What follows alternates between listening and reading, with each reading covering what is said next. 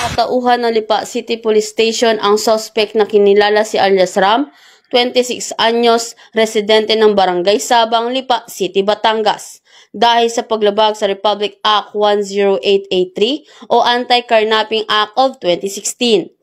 Ayon sa investigasyon, ang biktima ay si alias Ana, 83 anyos, byuda at residente rin ng Barangay Sabang, Lipa City, Batangas. Ipinagkatiwala umano ng anak ng biktima na si alias Joey, ang isang person with disability, ang susi ng kanilang Toyota Innova sa suspect upang ipalinis sana sa car wash.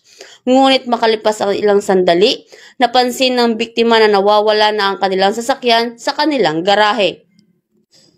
Sa mabilis na aksyon ng pulisya, naaresto si alias Ram at nabawi ang ninakaw na sasakyan sa Barangay 7, Lipa City, Batangas.